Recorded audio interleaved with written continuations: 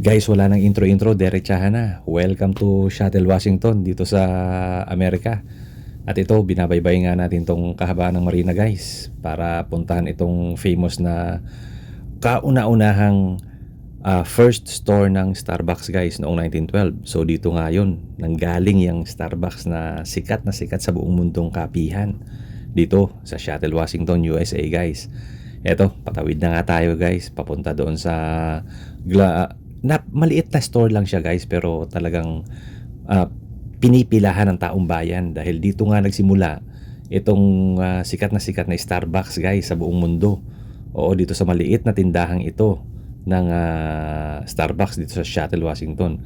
At ito na nga, guys, nandito na tayo sa may Pike Street, guys. Ito yung kumbaga kuha nila yung mga restaurant na dito. Sa leherang to, nandoon din yung kauna-unahang tindahan ng Starbucks, guys. At kung pagpapala rin tayo, makakapasok tayo sa loob, pero as I told you, napakadaming pila.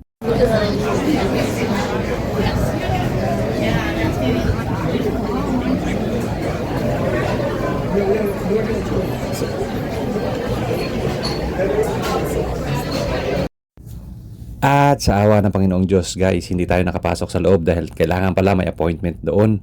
At saka napakahaba ng pila. Kaya dito na tayo bumalik sa kalsada, guys. Ipapakita ko na lang sa inyo yung stadium dito. Oo, stadium kung saan ginaganap yung mga football, yung FIBA World Cup dito sa Seattle, no po. At saka yan, yung Ferris wheel na yan, napakagandang tingnan yan sa gabi. At saka enjoy na enjoy talaga yung mga bakasyonista dyan dahil kitang-kita mo yung buong Seattle. Eto naman, guys, pagsapit ng gabi, ganito na makaganda dito sa Seattle. Talaga naman, o di ba? Dati sa album ko lang nakikita ito o kaya sa movie. Ayun, yung skyscraper nila, yung Seattle Supersonics. Yan ho. Oo. Yan ang landmark nila dito, glamoroso at famous na landmark dito sa Seattle, guys. So, ang bayad dyan is nasa $50 pag aakyat ka doon sa taas. Makikita mo nga naman sa ilalim yung ganda, kabuuhan ng Seattle, guys. Seattle, Washington.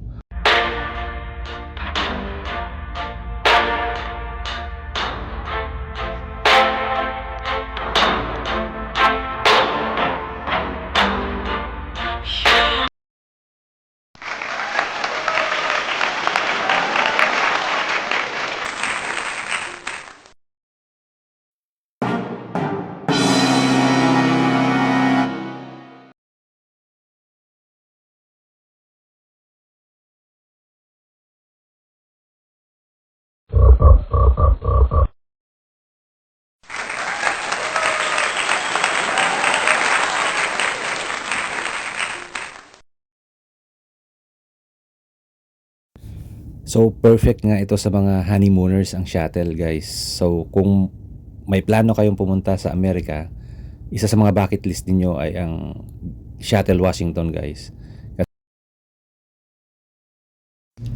Guys, kung ang hanap niyo isang napakagandang view, romantic view at perfect sa honeymooners or sa mga girlfriend niyo or sa family, Seattle sa Washington ang kasagutan sa inyong bucket list sa inyong pag-tour dito sa Amerika. As you can see from my videos, nakikita nyo naman talagang napakaganda ng lugar na to, lalo sa gabi, mapaumaga o mapagabi, guys. Seattle is the perfect place to be. So, sa hindi pa nakakapag-follow, mag-follow and subscribe na po kayo, guys, para updated kayo sa lahat ng videos. Would you dance if I asked you to dance? And our journey in Seattle, Washington has come to an end again, ladies and gentlemen. Maraming salamat po sa inyong pagsubaybay dito sa Buddy's Informative Channel sa YouTube. Hanggang sa muli. Don't forget to share, like, and subscribe Buddy's Informative to your friends and loved ones. Again, hanggang sa muli. Maraming pong salamat.